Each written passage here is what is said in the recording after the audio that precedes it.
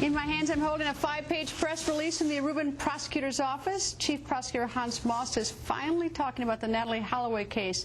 Now, the tone of the press release and who are among his targets? Well, let's bring in the legal panel. Former San Francisco Assistant DA Jim Hammer and criminal defense attorneys Michael Cardoza, Ted Williams, and Bernie Grimm. Jim, I'll start with you because you've been there on this investigation. What do you think? It depends on how you printed it out, whether it's 5 pages or 6 pages, this press release. But what do you think from the prosecutor? What's his tone? His tone is, he talks a lot about the investigation, all he's doing, but spends all of his energy, Greta, on you. This is a press conference because you got under his skin, because we've created a lot of noise and pointed out things they haven't done in this case that they refused to even take from you, the tape between Yaron and his father, the interview and follow it up. And when he concludes in it by saying, by the way, we've checked out a few facts, and it turns out it's a wild goose chase. Well, I really trust him when he says that, Greta. All right, I just want to show a couple things. You brought up a couple things. First of all, I think the thing to be noted from it, and Ted and I were just talking about it, is that this talks about what everybody else did, and he's complaining that there's not one thing about what they've done affirmatively. I don't know what in the world they're doing. All right, now let's talk about this download. On one page it says that they're checking out this, and they're talking about the chip that we got from Yaron Vandersloot, which he says is a conversation he had with his father, but says recently has been downloaded from the internet by the police and handed over to the Dutch Forensic Institute. This guy is so unwilling to even pick up the phone. I've offered him the original. He won't even do that. He's going to do a download because he cannot bear the thought that he would actually help solve this. Ted? Well, you're certainly absolutely right. As I said during the break with you, Greta, I think he's being more reactive than proactive. In this kind of an investigation, an investigator has to be proactive. And it seems as though he's waiting for... He's sitting on his whatever. Well, he's sitting on his butt. You want to say whatever. Proactive, reactive sounds so much nicer. He's sitting on his butt, right, and he's expecting people to bring stuff to him instead of sending his investigators out there. This is Investigator 101, and he would flunk it and get an F. Bernie?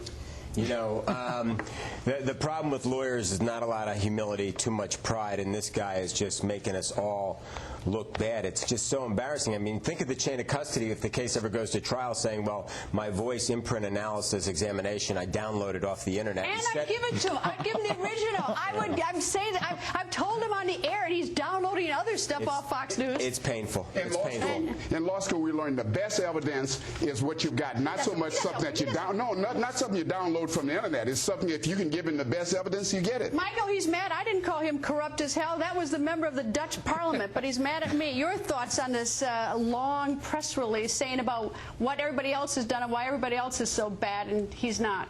Well, you know, he's certainly knee-jerking to everything that you've done on the show. They've lost confidence in him, obviously, down there. If it is corrupt, is that shocking to us? I don't think so. But I'd like to get back to what Yaron said a while back to you, and that was that he sold Natalie Holloway. I think they ought to prosecute this kid for being a horrid human being. I mean, the family will hold on to any hope, and Yaron comes on the show and says, I sold her? That's despicable. Well, here's the other sort of weird thing in this press release. This is sort of the new guy, because I'm looking at the press release, and one of the where he's criticizing us is he refers to someone saying that Yaron says he sold Natalie Holloway on the beach for $10,000 to a person called Adamovic. I never even heard of this Adamovic. I mean, anyone here in those tapes is Adamovic or Adamovic or something? No. We've been covering the story for years, and that's the first time. And first time I think your producer chimed in that she even heard it. Yeah, nobody's even heard of this. Maybe they do have some information and they won't tell us. Maybe that was a slip.